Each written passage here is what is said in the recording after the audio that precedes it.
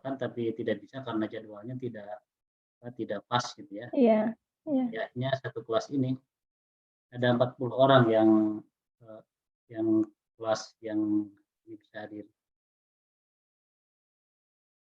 Kalau di Kediri ini kebetulan angkatan ini hanya mata kuliah ini gitu, walaupun 3 kelas gitu, tapi hanya hari ini mata kuliah ini. Jadi insya Allah nanti jika memungkinkan, ya saya minta mereka gabung juga gitu. Tapi berapapun nanti yang gabung. Banyak berarti ya, satu kelasnya berapa mahasiswa, Bu? Beragam, Pak, maksimal 40. Oh, maksimal Jadi 40 maksimal ya. 40, ada yang 38, ada. Sebenarnya kan pembagian kelas itu juga untuk memudahkan mereka ngambil mata kuliah yang lain gitu. Jadi tidak full 40. Kelas kami ada yang 43, Bu. Kelas sebelumnya 43 orang, yang ini Iya. 40. Itu per angkatan selalu 2 kelas nih, Pak?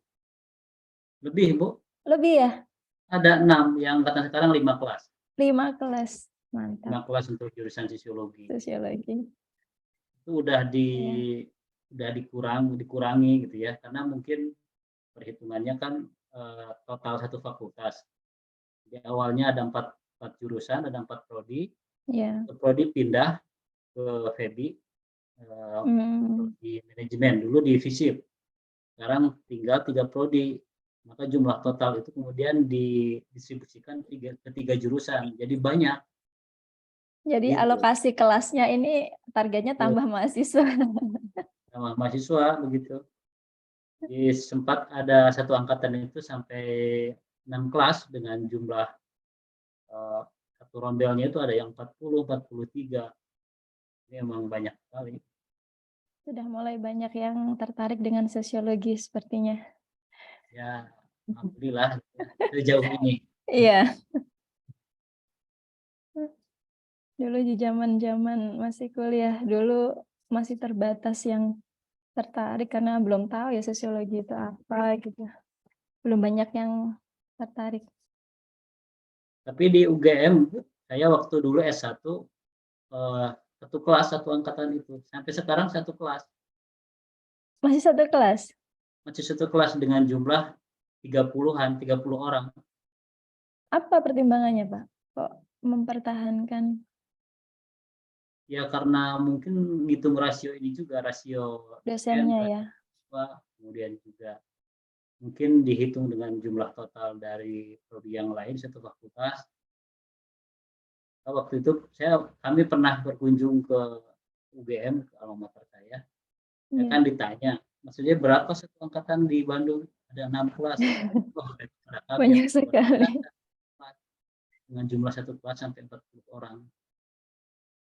Iya. Itu hal yang mengejutkan gitu.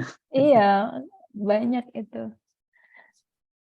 Di kita aja 3 kelas walaupun tidak full 40 itu aja udah lumayan kewalahan.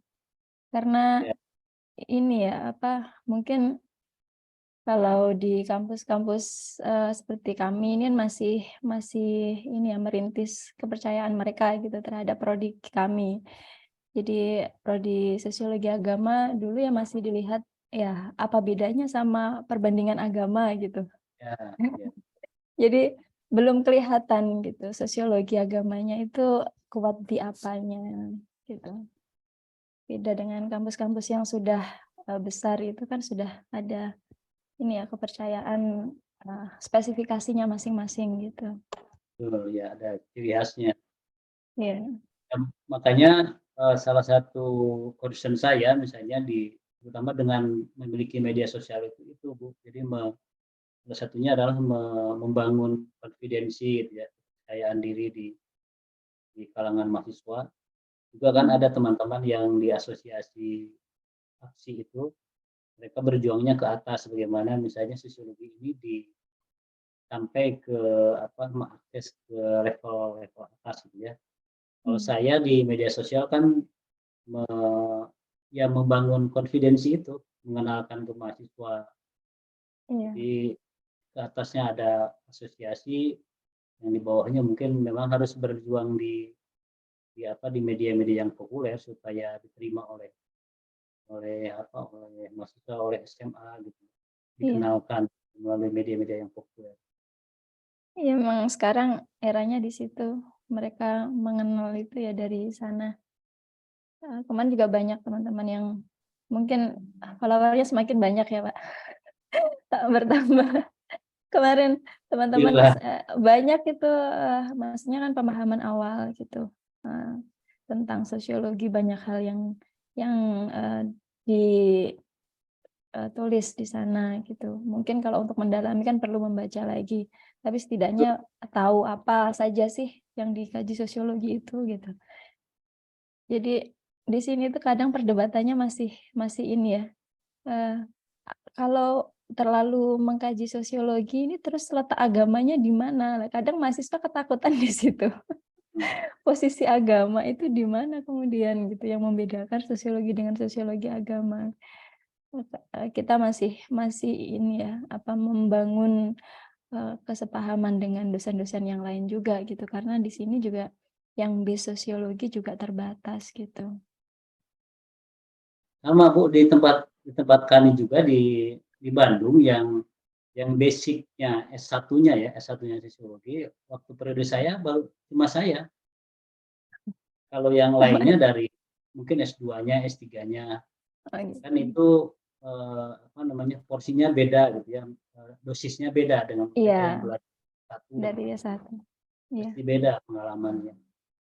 Hampir semuanya waktu itu, eee, ya generasi yang seniornya juga, hanya saya yang basic S1 sosiologi di UIN ini, yang lainnya S2, S3 gitu. Iya, Jadi memang tantangan juga gitu. iya. Banyak belajar juga kita, dari UIN Bandung ini. Karena dari kemarin juga saya sampaikan ke teman-teman, kan materi kita sudah selesai, minggu ini selesai. Terus kemudian saya sampaikan, kita ada kuliah tambahan ya bersama UIN Bandung gitu untuk menambah pengetahuan. Kita diskusi, topik yang berbeda saya bilang begitu.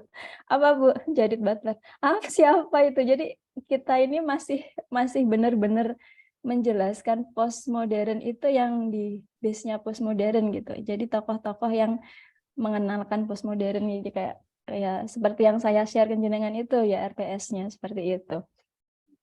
Jadi tokoh-tokoh yang sudah, praktis seperti ini melampaui postmodern gitu udah mereka juga masih belum banyak kenal juga gitu.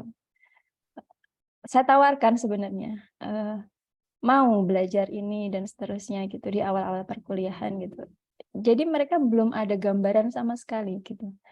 Jadi ya tetap tetap, basic dulu kita belum berani untuk membawa mereka ke, ranah ini gitu, ranah yang lebih. Kemudian, ketika saya kenalkan ke, teman-teman dosen itu juga, ya ya memang mereka mungkin bukan kajiannya ke sini gitu. Jadi ketertarikan itu tuh juga kurang, jadi dukungan kita itu juga masih perlu dukungan gitu untuk, membahas hal-hal semacam ini ya. Terus terang saya, senang gitu dengan kajian-kajian seksualitas gitu ya, kebetulan kan, mmm, tesis saya juga ngomongin prostitusi gitu. Jadi Di UGM gitu Bu ya?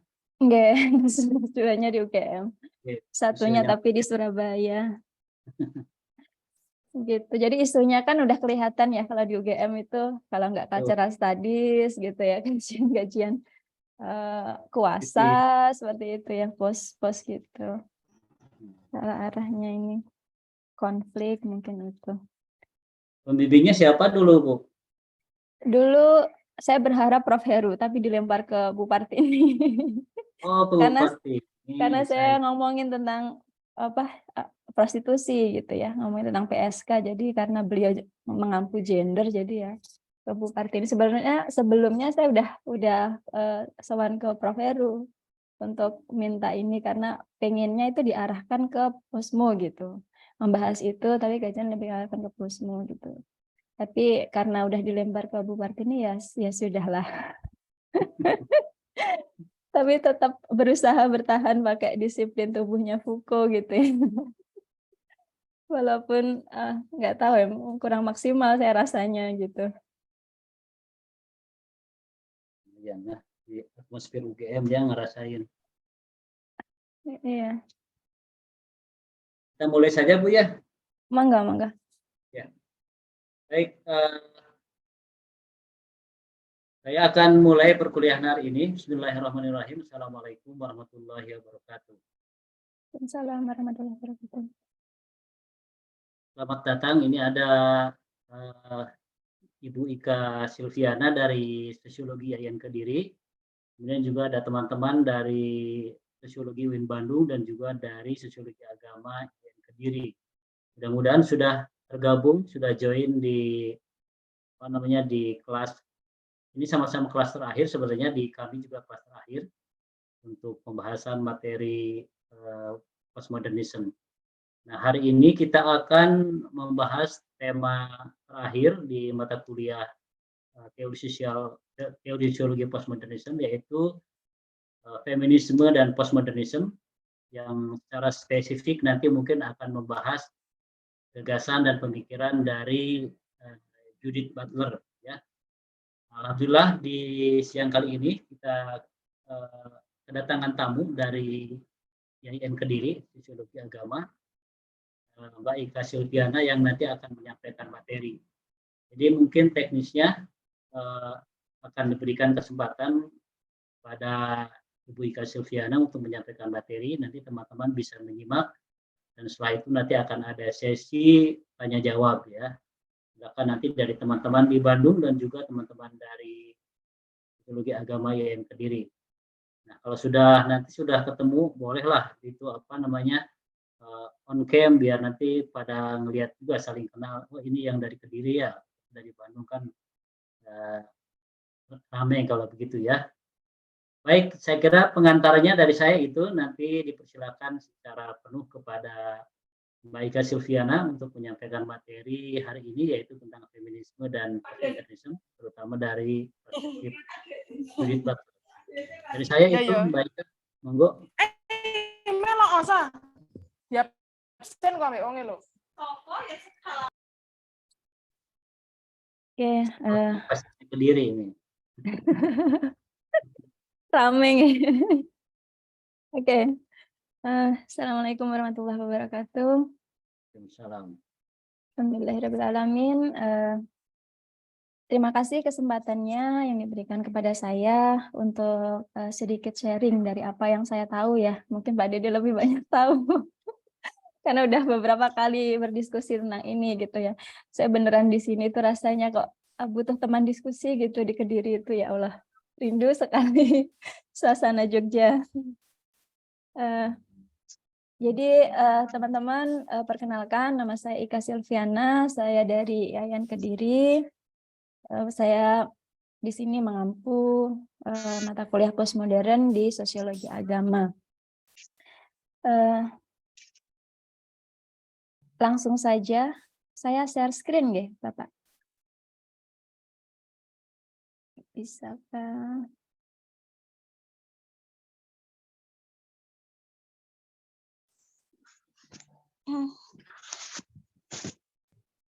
Sudah ada, Mbak Ika. Sudah nampak. Sudah tampak, ya.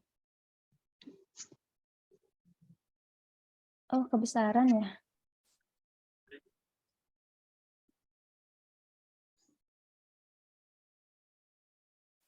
Apakah kelihatan, teman-teman? Kelihatan. Jelas, Bu. Kelihatan. Oke. Di sini teori performativitas. Saya menyoroti satu poin ini ya, mungkin nanti hal-hal yang lain bisa ditambahkan oleh Pak Dede. Jadi dari hasil membuka kembali buku-buku yang sudah lama tidak dibuka, jadi ini kita sedikit kenalan dulu dengan Judith Butler. Siapa sih dia? Beliau, saya sampai sekarang juga nggak tahu ya, ini sebenarnya dia terlahir sebagai laki-laki atau perempuan, itu saya sampai sekarang masih belum mengerti. Pripun Pak Dede, laki-laki atau perempuan beliau? Originally female kayaknya. Female ya, female. Oke. Karena di sini beliau mempunyai pasangan perempuan juga dan mempunyai anak, dan saya rasa hampir setiap tokoh itu selalu membicarakan tentang dirinya sebenarnya ya, tentang apa yang terjadi pada dirinya ya. Mungkin dia sebagai lesbi ya, mungkin saya menyebutnya begitu, sehingga dia sangat tertarik dengan isu-isu itu gitu. Walaupun di awal dia membuka diri untuk bicara tentang ini ya, bicara tentang performativitas ya, atau identitas gender yang akan ditegaskan melalui pembacaan dia atas fenomena bagaimana antara seks gitu ya, gender, kemudian seksualitas dan juga tubuh. Nah, itu walaupun diawali karena ada fenomena pamannya yang kemudian dia juga homo, yang kemudian tidak diterima oleh keluarganya gitu ya. Mungkin ceritanya begitu, tapi saya rasa apa yang menjadi ketertarikan itu tidak lepas dari apa yang juga menjadi pengalaman secara personal dari Judith Butler ini. Oke. Dia adalah filsuf poststrukturalis dari Amerika, yang mana ideologinya sangat dipengaruhi oleh idealisme Jerman ya, dari sekolah Frankfurt, yang pasti dia kritis. Kemudian dia juga memahami sebuah prinsip-prinsip itu dengan cara fenomenologi. Jadi bagaimana memahami fenomena itu dengan pola-pola fenomenologi. Walaupun nanti analisisnya dia mulai bergerak gitu ya, dengan cara genealogi dan seterusnya. Ini concern dia terhadap isu-isu gender, feminis ya, queer. Mungkin teman-teman di YN Kediri jarang mendengar ya queer itu apa gitu. Jadi queer itu adalah jenis yang berbeda, jenis yang berbeda, tidak bisa dipahami seperti hal yang biasa kita pahami, bahwa jenis kelamin itu hanya ada ini ya, heteroseksual gitu ya, jenis kelamin hanya ada laki-laki dan perempuan gitu ya, jantan betina gitu, tidak hanya itu aja. Queer ini adalah jenis yang lain, nah, apapun bentuknya macam-macam gitu. Nah, itu nanti yang dilihat ya, yang dilihat oleh Butler ini menjelaskan banyak hal ya. Jadi Butler karena base-nya adalah poststrukturalis, maka dia sangat dekat dengan pemikiran-pemikiran dari Foucauldian dan juga psikoanalisis ya, baik dari Lacan ataupun dari Freud sendiri gitu ya, yang bicara tentang bagaimana tubuh gitu ya, bagaimana tubuh itu direpresentasikan gitu. Nah, kemudian itu akan berpengaruh terhadap bagaimana perkembangan-perkembangan di dalam tubuh seseorang gitu, yang kemudian akan berpengaruh terhadap psikologi. Nah, jadi di sini menariknya Butler mengkomunikasikan antara apa yang dipikirkan oleh Foucault, yang dipikirkan oleh Lacan gitu ya, kemudian juga tokoh-tokoh yang lain gitu, ada Simone de Beauvoir juga, dan juga bahkan Hegel juga dia sebut gitu ya, untuk mendasari apa yang menjadi kegalauan dia untuk melihat fenomena tentang isu gender itu gitu.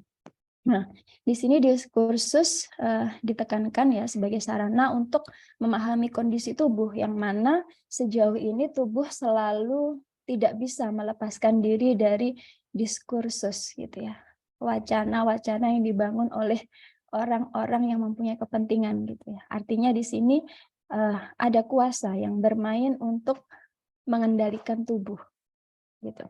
Nah, kemudian psikoanalisis ini membuka ruang untuk mendiskusikan norma-norma regulatif. Bagaimana tubuh tadi itu mencoba untuk mengenali dirinya, identitas seksualnya seperti apa, gitu, sesuai dengan apa yang menjadi bagian dari di luar dirinya atau yang disebut konstruksi sosial gitu. Jadi kadang kita hidup itu bukan hanya karena Tuhan mengizinkan kita hidup gitu, tetapi bagaimana cara kita hidup itu sangat dipengaruhi oleh lingkungan yang ada di sekitar kita. Nah, gitu. Oh, karena sih download Zoom, mereka duit Zoom. Oke, kemudian di sini nanti kita di poin terakhir akan berdiskusi tentang teori performativitas ya, yang di sini akan membuka diskusi atas identitas seks dan gender ya, seseorang sebagai konsekuensi dari penampakan tubuhnya. Jadi sebenarnya bagaimana nanti keterhubungan antara seks, gender, tubuh, seksualitas gitu ya.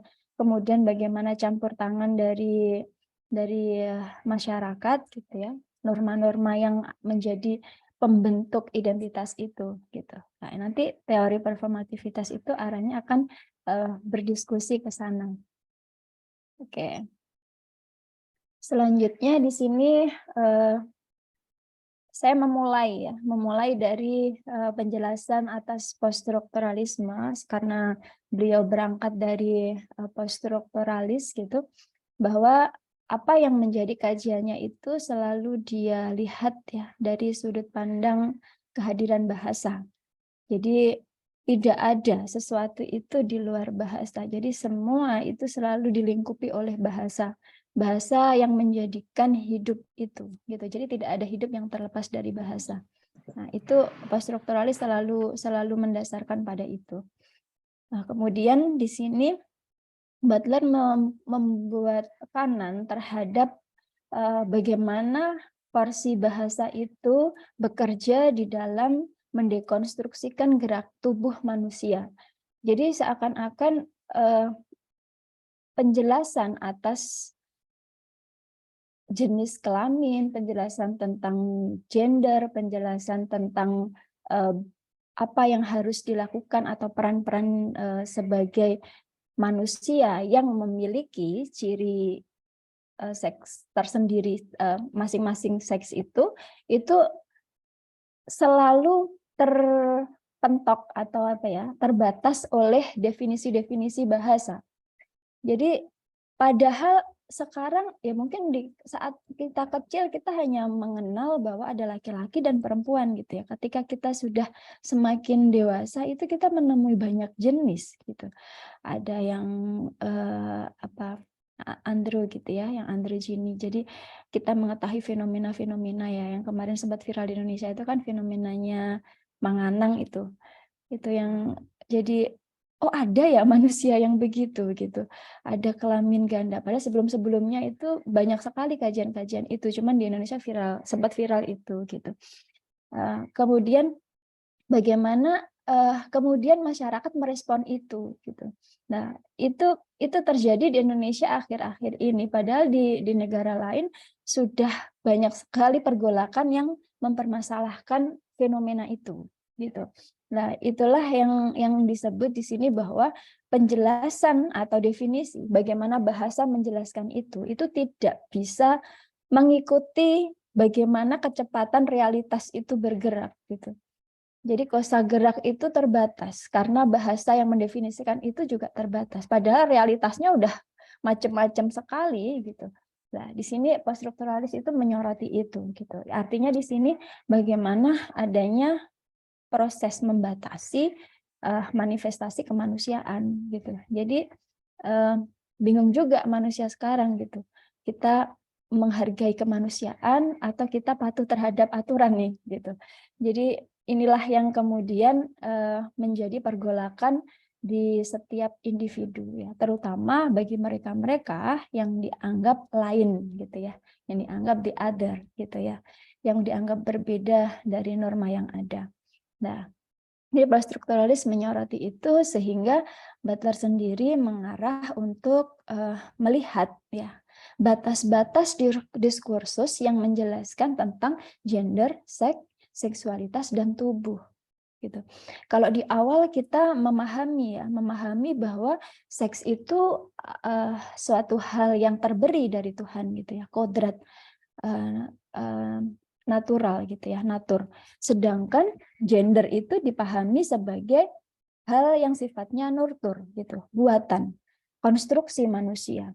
Artinya gender bisa dirubah gitu. Gender bisa dinegosiasikan gitu. Tapi seks tidak. Seks dipahami sebagai hal yang kodrati. Nah, tetapi fenomena sekarang kan siapa sih yang nggak bisa merubah jenis kelamin seseorang gitu kan? Bisa aja. Artinya di sini adalah apa yang awalnya itu sifatnya dipahami sebagai hal yang terberi, ya, seks yang dipahami sebagai yang terberi, yang itu berbeda dengan gender tadi. Kemudian disinilah yang menghasilkan penjelasan yang berbeda. Ternyata Butler melihat bahwa nggak ada bedanya kok, karena semua itu merupakan sebuah hal yang bisa dipilih kemudian, gitu, baik seks ataupun gender. Nah, karena di sini jenis kelamin itu ditentukan secara biologis gitu ya saat dia lahir. Kemudian dia diberikan ya, disematkan aturan-aturan kalau perempuan maka gendernya begini. Kalau laki-laki maka gendernya begini lah. Ini secara budaya itu melekat di sana, melekat pada jenis kelamin itu gitu.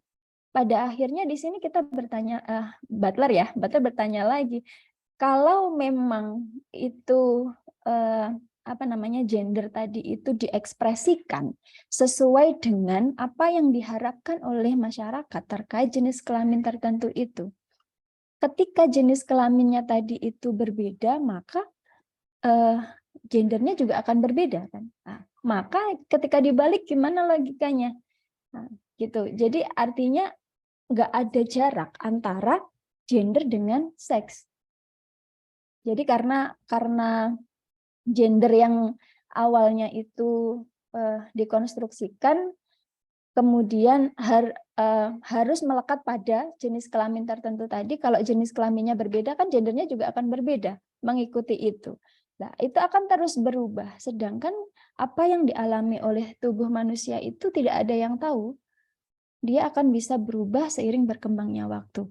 Nah, tapi di sini pada akhirnya bertentangan juga gitu ya, bertentangan juga dengan apa yang menjadi konstruksi di masyarakat. Yang mana konstruksi di masyarakat itu sangat lekat dengan heteroseksualitas. Gitu. Maka di sini disebut sebagai heteroseksual matrik gitu. Itu sebuah konsep ya yang dijelaskan oleh Butler bahwa dalam penjelasannya bahwa seks itu di dalam diri manusia ya, jenis kelamin di dalam diri manusia itu sebenarnya mempunyai potensi yang sama, mana yang akan berkembang, apakah jantan atau betina, gitu. Jadi mereka akan mempunyai kemungkinan yang sama, berkembang kemungkinan yang sama. Hanya saja ketika dia lahir di situ akan diterima ya, bayi itu lahir akan diterima sebagai apa? Lah, sebagai apa itu tadi? Apakah oh ini laki-laki, oh ini perempuan? Itu sesuai dengan bahasa mendefinisikan oh ciri-ciri perempuan itu begini-begini. Oh, laki-laki itu ciri-cirinya begini-begini dan seterusnya. Pada akhirnya ketika lahir tadi maka sebenarnya itu bukan terberi juga, tapi konstruksi atau bentukan dari definisi atas seks itu tadi gitu. Artinya ya penjelasan siapa yang bikin ya, manusia juga gitu, bukan terberi dari Tuhan. Kemudian dengan begitu maka dia akan disosialisasikan gender sesuai dengan apa yang menjadi kesepakatan masyarakatnya. Kalau female, kalau perempuan itu bagaimana, kalau laki-laki itu harus mempunyai peran yang seperti apa begitu. Maka disitulah yang akan menjadi basicnya kehidupan manusia itu. Maka nanti kamu ketika tumbuh harus dengan tracknya ini gitu. Kalau kamu tumbuh dengan tracknya ini, jadi sesuai tracknya masing-masing gitu. Sedangkan kita tidak pernah tahu bagaimana kehidupan pertumbuhan tubuh manusia tadi yang ketika seksnya tadi itu bisa aja goyah gitu aja, bisa berubah, misalkan ada sistem hormonal yang tidak sempurna seperti manusia umumnya gitu ya. Nah, kemudian akan ada goyah. Gimana dengan gendernya? Goyah juga gitu. Pada akhirnya penjelasan-penjelasan inilah yang kemudian disoroti, menarik untuk dijelaskan gitu ya. Kalau di dalam konteksnya Foucault gitu kan dia menjelaskan dengan regulasi normatif gitu ya. Jadi konsepnya bahwa yang normal itu adalah yang heteroseksual. Maka apa yang disosialisasikan kepada manusia itu adalah yang normal tadi. Tujuannya apa? Biar normal gitu ya, dinormalisasi gitu. Tujuannya begitu. Artinya bagaimana cara kerja ya, cara kerja menormalisasi tadi itu tidak lepas dari cara kerja bahasa yang seiring berjalannya waktu itu selalu disosialisasikan secara terus-menerus gitu. Makanya tidak menutup kemungkinan bahwa ketika mereka hadir di dalam lingkungan yang mensosialisasikan dengan berbagai macam jenis ya, berbagai macam jenis kelamin ataupun berbagai macam jenis gender gitu ya, maka dia mungkin saja mempunyai pilihan kemudian gitu ya. Jadi dia akan menyesuaikan dengan apa yang dia rasakan gitu. Oh, sejauh ini saya kok nggak nyaman ya begini gitu. Kok ada jenis yang lebih nyaman ya menurut apa yang dia tahu lah. Inilah peran bahasa juga gitu yang kemudian menghasilkan bagaimana varian itu semakin luar biasa gitu ya berkembangnya melalui queer tadi, jenisnya yang banyak sekali macam-macam gitu. Nah, kemudian di sini panahnya bisa berangkat dari sini ataupun dari poststrukturalis tadi ya, karena bahasa yang bergerak di situ. Jadi gender dan seks kemudian dipahami sebagai pertunjukan. Ya, sebagai pertunjukan, bukan lagi sebagai esensi atau ekspansi seks yang ada pada tubuh. Jadi sesuai dengan apa yang ditunjukkan, ya, yang ditunjukkan tubuh. Bukan kok ini sakjane aslinya apa, bukan itu. Bukan poin itu. Sebenarnya ini aslinya seperti apa, atau aslinya laki-laki atau perempuan gitu ya. Seperti pertanyaan tadi saya terkait gender bata itu sebenarnya dia laki-laki atau perempuan, karena saya cari-cari kok nggak ketemu ya gitu. Mungkin belum ketemu gitu. Makanya di situ itu menjadi nggak penting lagi. Yang terpenting itu apa yang dia tunjukkan, ya, yang ditunjukkan oleh tubuhnya gitu. Makanya ketika tadi kelihatan itu sebenarnya ya dia cantik, tapi dia sepertinya mempunyai pembawaan yang agak maskulin gitu ya. Makanya itu yang kemudian apa yang menjadi penjelasan antara seks dan gender tadi itu melebur di situ. Gitu. Yang terpenting itu adalah apa yang ditampilkan, apa yang ditunjukkan itu, ya, gitu. Jadi gender di sini seakan-akan dipahami kayak drug gitu ya, kayak narkoba yang mana dia nggak tahu ya, sebagai kayak penenang, kayak memberikan ketenangan gitu ya, memberikan sesuatu yang membuat dia itu meyakini dirinya gitu. Nah, maka di sini ditunjukkan melalui fenomena waria. Bagaimana waria itu menunjukkan dirinya ya, tubuh yang seperti apa yang dia tunjukkan itu, itulah yang menjadi pembuktian mereka untuk menjelaskan femininitas yang ada di dalam dirinya gitu. Nah, kemudian di sini apa yang dia tunjukkan itu ditujukan untuk mendapatkan penilaian dari para juri gitu ya. Siapa saja jurinya? Orang-orang yang ada di sekitarnya ya, pertemanannya, orang tuanya gitu ya. Kemudian komunitasnya. Sebenarnya di sini adalah bagaimana memposisikan diri agar diterima gitu. Penjelasannya lebih mengarah ke bagaimana itu menunjukkan dirinya. Jadi apa yang dilihat tentang waria tadi itu merupakan sebuah proses untuk menunjukkan dirinya. Dia menguji untuk menunjukkan bahwa siapa saya itu melalui apa yang dia tunjukkan melalui tubuhnya itu. Nah, seperti itu. Nah, jadi mengujinya dengan apa ya? Dengan kriteria-kriteria yang sudah dibuat sesuai dengan bagaimana bahasa menjelaskan itu. Jadi perempuan yang cantik kan waria itu kan ingin menunjukkan femininitasnya, ingin menunjukkan keperempuanannya. Maka penilaiannya itu ya sejauh bagaimana cara dia berjalan, bagaimana kemulusan kulitnya, bagaimana bersolek dia dan seterusnya. Jadi apa yang menjadi ciri-ciri itu ya dia berusaha untuk menunjukkan itu gitu.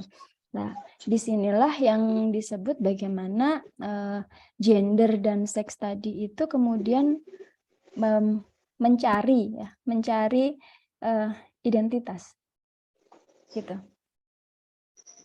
Oke. Kemudian saya melanjutkan pada penjelasan yang berkaitan dengan bagaimana Butler itu melihat bentuk ketidakadilan yang dilalui oleh orang-orang yang mempunyai pengalaman yang berbeda dari masyarakat umumnya. Ya, di situ penjelasannya ya yang saya tahu ya melalui salah satu bukunya itu tentang memoir dari Alexina gitu ya, yang dia mempunyai nama asli Herculine Barbin gitu. Dia adalah seorang hermaprodit yang mana dia terlahir diyakini oleh orang tuanya sebagai seorang perempuan, tetapi di situ klitorisnya itu mempunyai perkembangan yang lebih besar gitu. Kemudian vaginanya kecil. Nah, kemudian di situ terjadi kebingungan ya, ini sebenarnya klitoris atau penis gitu. Ada kebingungan yang menjelaskan tentang itu. Yang kemudian seiring perkembangannya entah hormon-hormon yang ada di dalam dirinya itu dia menunjukkan ketertarikan atau orientasi seksualnya itu terhadap perempuan gitu. Nah, kemudian di sini dia menunjukkan ketertarikan kesukaannya itu ya kebetulan terhadap gurunya sendiri gitu ya, yang kemudian di situ dia dianggap melanggar, inilah perempuan kok suka sama guru perempuan gitu. Nah, kemudian dianggap melanggar dan sebagainya dengan penolakan yang diberikan oleh masyarakat di lingkungannya itu, kemudian dia mulai mendatangi pendeta untuk mencari jawaban, saya harus gimana gitu. Nah, dia dijelaskan ya harus sesuai dengan apa yang ada di dalam dirimu seperti itu. Ke dokter pun juga begitu gitu ya, vonisnya sesuai dengan bagaimana perkembangan hormon yang ada di tubuhnya gitu.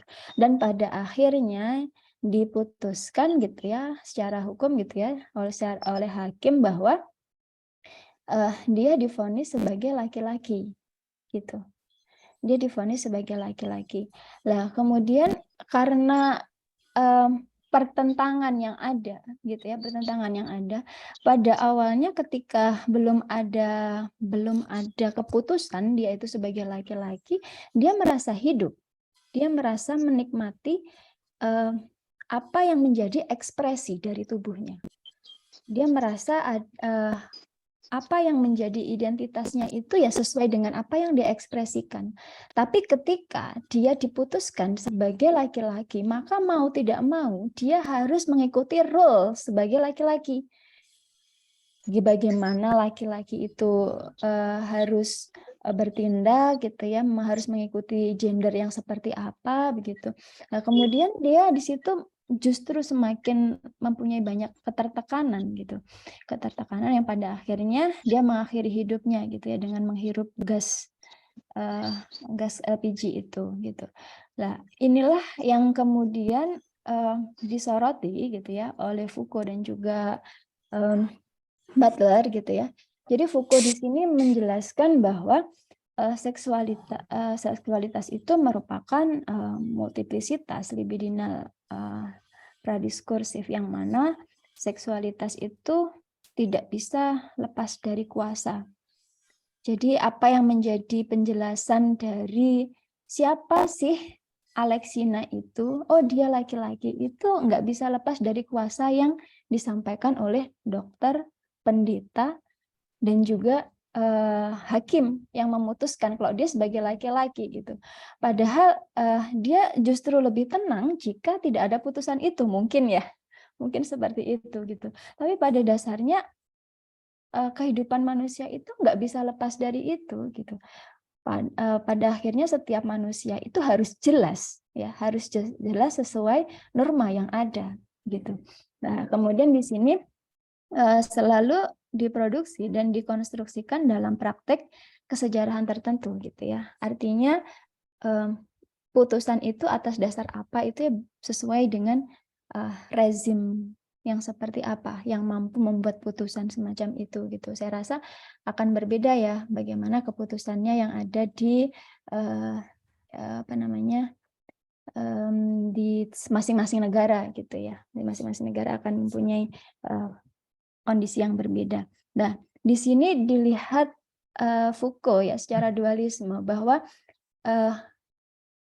kondisi yang dialami oleh Alexina itu sebenarnya adalah kondisi yang bebas. Dia menikmati, ada kenikmatan mengekspresikan dirinya sesuai dengan apa yang menjadi hasrat yang berkembang di dalam tubuhnya gitu. Tetapi juga terkontrol gitu ya, juga terkontrol karena adanya konstruksi atau relasi kuasa yang terjadi tadi. Nah, dualisme inilah yang kemudian dilihat oleh Butler itu menjadi sebuah permasalahan. Ya, kemudian Butler menjelaskan bahwa tidak ada kondisi alamiah bagi manusia itu selain penampakan tubuhnya. Jadi nggak bisa kemudian harus diterima dua-duanya kayak Foucault gini, nggak bisa. Gitu. Menurut Butler begitu. Nah, kemudian seks, gender, dan orientasi seksual itu dianggap sebagai sebuah konstruksi yang kemudian itu adalah menjadi hal yang cair, yang tidak alamiah gitu ya, yang bisa berubah kapanpun ya, sesuai dengan perubahan tubuh. Jadi kita nggak bisa mendefinisikan dia itu laki-laki atau perempuan gitu ya. Karena apa? Sesuai dengan pertumbuhan tubuhnya tadi, seks, gender, orientasi seksualnya juga mungkin akan bisa berubah gitu ya secara terus-menerus. Maka di sini fenomena transgender dan homoseksual itu bukanlah sesuatu penyimpangan lagi dong. Kalau memang pertumbuhan atau perkembangan tubuh manusia itu selalu mengalami perubahan gitu. Jadi nggak perlu dianggap sebagai sebuah penyimpangan, cukup dipahami sebagai variasi atas identitas manusia sesuai dengan apa yang ditampilkan oleh tubuhnya, begitu. Nah, arah pandangannya seperti itu. Kemudian dari performativitas ini ya saya membuat poin-poin gitu ya, biar mudah untuk diterima. Jadi teori performativitas ini dia menolak identitas yang memiliki awal dan akhir gitu. Ya, jadi kayak tadi, sebenarnya dia itu laki-laki atau perempuan gitu. Nggak perlu itu sebenarnya. Ya sesuai dengan dia bisa mengekspresikan dirinya aja gitu. Kemudian seseorang dapat memiliki identitas feminin maskulin dalam waktu bersamaan atau berbeda. Jadi di dalam diri manusia itu nggak selalu kalau dia misalkan feminin selalu feminin gitu. Kalau dia maskulin selalu maskulin kan juga seperti itu. Jadi bisa jadi itu hadir secara bersamaan ataupun di waktu yang berbeda. Setiap diri manusia mempunyai potensi untuk itu. Ya, pun dengan kondisi yang female feminin. Jadi laki-laki yang keperempuanan ataupun perempuan yang kelaki-lakian gitu. Jadi berpengaruh terhadap orientasi seksual gitu. Kondisi itu nggak bisa dipastikan gitu. Kemungkinan itu akan selalu ada. Jika identitas seksual seseorang tidak final atau tidak stabil, maka tidak perlu ada keharusan menentukan identitas seksual. Jadi di situ jadi nggak penting lagi gitu menentukan dia itu identitasnya apa. Nah, tapi jelas ya di sini bertentangan dengan norma yang ada di masyarakat. Kemudian subjek dibentuk oleh kultur dan diskursus. Adanya aturan disebarkan melalui repetisi. Jadi apa yang diterima oleh manusia atau subjek itu sesuai dengan bagaimana budaya dan juga diskursus bekerja di dalam dirinya. Apa yang selalu diulang-ulang di dalam hidupnya, ya, sosialisasi yang seperti apa, gitu ya. Kemudian wacana-wacana yang seperti apa yang dia terima, maka disitulah yang akan membentuk subjek itu. Butler menentang ya paradigma heteroseksual gender ya, sangat mempengaruhi tindakan manusia karena baginya gender atau identitas seksual itu hadir setelah individu melakukan tindakan performatif. Jadi bagi Butler itu bukan kok dia itu hadir karena dia sudah memiliki jenis kelamin dan juga gender tertentu, tetapi identitasnya itu akan ada setelah dia menunjukkan tubuhnya menjadi seperti apa. Tubuhnya itu merepresentasikan dirinya seperti apa. Nah, seperti itu. Nah, prosesnya seperti apa sih gitu. Jadi proses itu tadi itu berkecamuk di dalam kehidupan manusia itu melalui ini ya, proses materialisasi gender. Jadi manusia itu mau nggak mau itu selalu dipaksa dengan hegemoni heteroseksual gitu ya. Selalu dipaksa itu karena apa ya? Itu yang mayoritas. Itu yang mayoritas. Nah, kemudian jika mereka tidak sesuai dengan ini, maka di situ dianggap menyimpang yang pada akhirnya melahirkan kekerasan gender. Nah, inilah yang ditentang oleh Butler. Jadi nggak perlu sebenarnya kekerasan gender itu terjadi hanya karena mempertentangkan antara identitas tadi gitu. Nah, sebagai hasil konsepsi ya performativitas yang tunduk pada hegemoni tertentu. Jadi performanya pada akhirnya tunduk. Karena apa? Ya, tidak diterima gitu. Nah, kemudian di sini bagi Butler dibutuhkan proses negosiasi terhadap norma-norma sehingga menghasilkan performativitas gender yang lebih terbuka gitu dan tanpa kekerasan. Kira-kira begitu. Kemudian yang terakhir ya.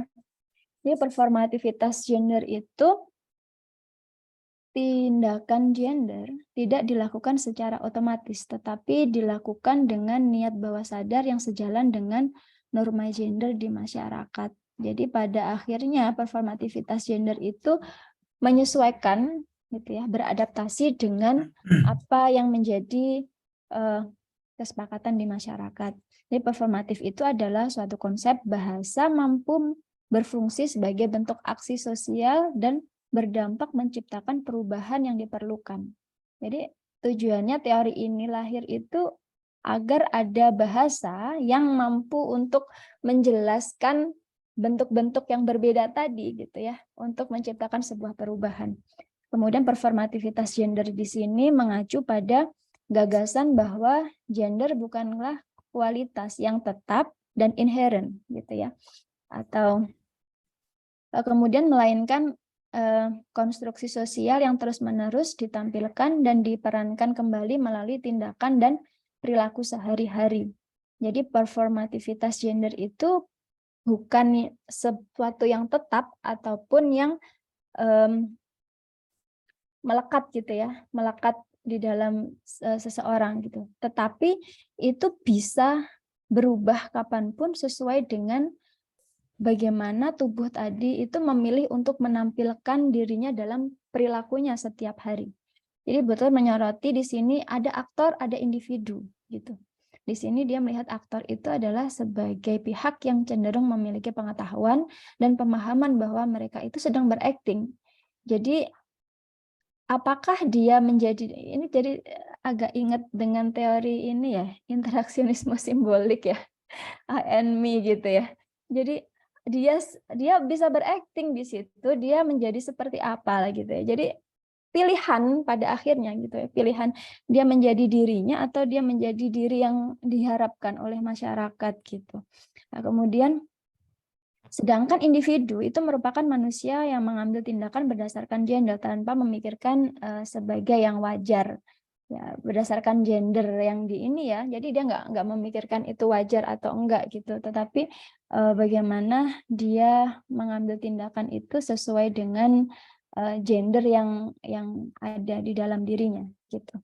Nah, mungkin itu sedikit pemantik ya, mungkin nanti ada hal-hal yang bisa ditambahkan itu oleh Pak Dede. Nah, karena terbatasnya saya terkait literasi juga ya, karena saya udah lama sekali tidak berdiskusi tentang feminisme.